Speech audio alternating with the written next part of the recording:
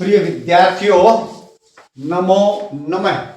रुचिरा भाग 3 कक्षा 8 के पाठों को पढ़ते हुए आज हम पहुंच गए हैं अंतिम पाठ पर, जिसका नाम है सर्वत्र समदर्शन। और सर्वत्र समदर्शन के अंदर 10 श्लोक हैं जो श्रीमद् भगवत गीता से लिए गए हैं। उनके आज 5 श्लोकों को आज पढ़ेंगे और 5 श्लोकों को पढ़ेंगे कल। तो इसकी ओर चलें, इस विषय की ओर बढ़ें। उससे पहले यदि आप पहली बार मेरे चैनल पर आए हैं या पहली बार मेरी वीडियो को देख रहे हैं या फिर आपने अभी तक मेरे इस चैनल को अर्थात संस्कृत शिक्षा चैनल को सब्सक्राइब नहीं किया है तो सब्सक्राइब कर लीजिएगा और इसके साथ बेल आइकन का बटन अवश्य दबाइएगा ताकि भविष्य में आने वाली सभी वीडियो का नोटिफिकेशन आपको प्राप्त हो सके। इसी के साथ वीडियो को पूरी देखिए, लाइक कीजिए, हाइप कीजिए और शेयर भी अवश्य कीजिएगा। तो चलिए बढ़ते हैं आज के विषय की ओर।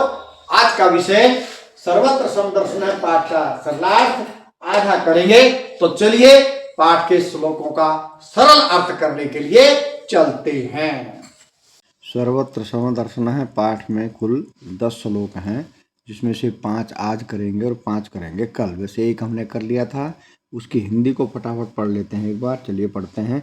इंद्रियाणाम ही चरताम यत मनोनुधीयते तत् अश्हरति प्रज्ञाम वायु नावम इव अंभसी ही। क्योंकि जिस प्रकार वायु या हवा जल में नाव का हरण कर लेती है, वैसे ही चरताम इंद्रियाणाम विषयों में विचरण करती हुई इंद्रियों को मन से जिस इंद्रिय के साथ वह रहता है वह तद अस्य वह इसकी अर्थात इस मनुष्य की प्रज्ञा बुद्धि का हरण कर लेता है। उद्धरेत आत्मन आत्मानम 3 पद हैं। उद्धरेत आत्मन आत्मानम न आत्मानम अवसादयेत आत्मा एव ही आत्मनो बंधु आत्मा एव रिपुः आत्मन है। भगवान श्री कृष्ण जो है अर्जुन को उपदेश दे करके बोल रहे हैं, क्या बोल रहे हैं?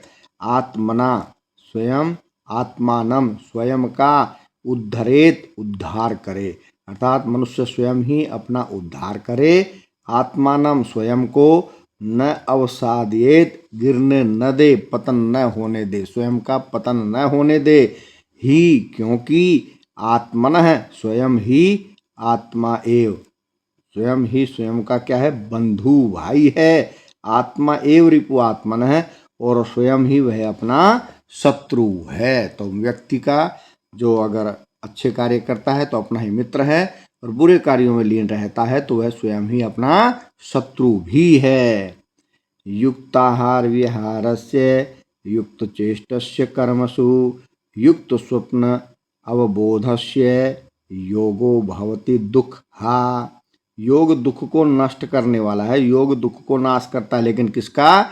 जो युक्त आहार उचित आहार करता है, विहार आमोद प्रमोद करता है, कर्मसु युक्त चेष्टस्य कार्यों को करने में, कर्मों को करने में उचित चेष्टाओं को करता है, युक्त उचित स्वप्न सोना, अवबोध से जागृत होना, जो उचित समय पर सोता है और जागता है, योग उसके सभी दुखों का नाश करने वाला होता है। यानी कि सब कुछ उचित रहेगा तो ही योग व्यक्ति के सभी प्रकार के दुखों का नाश करेगा।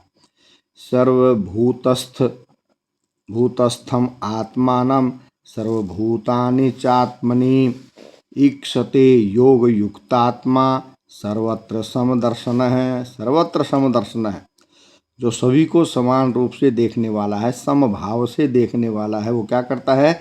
आत्मानम स्वयं को, सर्वभूतस्थम सभी प्राणियों में स्थित देखता है, यानी कि मैं सभी प्राणियों में हूँ।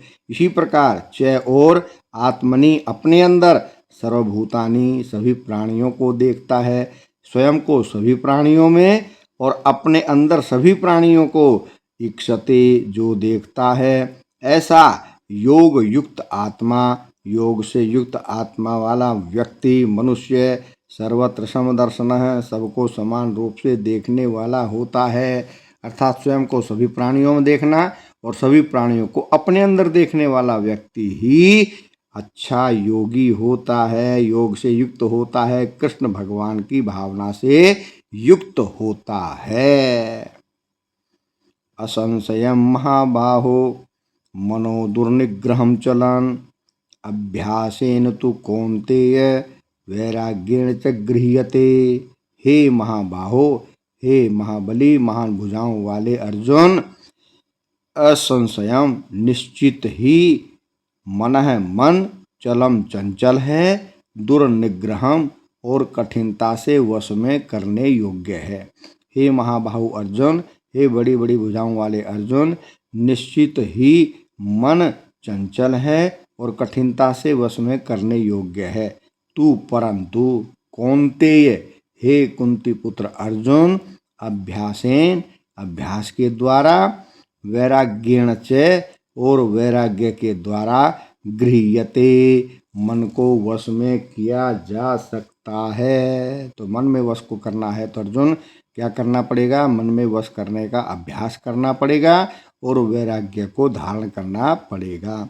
तो हे महाबाहु अर्जुन, निस्संदेह मन चंचल है और कठिनता से वश में किया जा सकने वाला है, परंतु हे कुंती पुत्र अर्जुन, अभ्यास से और वैराग्य से मन को वश में किया जा सकता है, यानी कि असंभव भी नहीं है। चलिए फटाफट पहले से लेकर 5वें तक की हिंदी को हम पढ़ लेते हैं, समझ लेते हैं। नंबर 1 की हिंदी, जैसे जल में नाव को वायु हर लेती है, उसका हरण कर लेती है, उसी प्रकार से इंद्रियों में जो मन है वो मन व्यक्ति के बुद्धि का हरण कर लेता है। नंबर 2, स्वयं का स्वयं ही उद्धार करना चाहिए, अपने आप का पतन नहीं करना चाहिए, नीचे नहीं गिरने देना चाहिए, क्योंकि व्यक्ति स्वयं ही अपना मित्र है और स्वयं ही अपना शत्रु भी है। उचित भोजन, आमोद प्रमोद, कार्यों में उचित चेष्टाओं से और उचित सोने और जागने से योगी व्यक्ति का, योग धारण करने वाले व्यक्ति का दुख नष्ट हो जाता है। अर्थात जो समय पर भोजन करता है, आमोद प्रमोद करता है, कार्यों को करता है, उचित स्वयं समय पर सोता है और जागता है, ऐसा योगी मनुष्य, योग को धारण करने वाला मनुष्य के दुखों का नाश हो जाता है।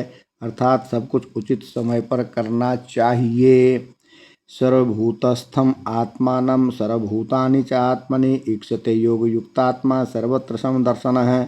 सभी को समान रूप से देखने वाला योग से युक्त मनुष्य, कृष्ण भाव से युक्त मनुष्य सभी प्राणियों को अपने अंदर सभी प्राणियों में अपने को देखता है और जो सभी प्राणी हैं उनमें अपने को देखता है। इस प्रकार से वह योगी व्यक्ति सभी में समरूप रखता है, समान भाव से उनको देखता है।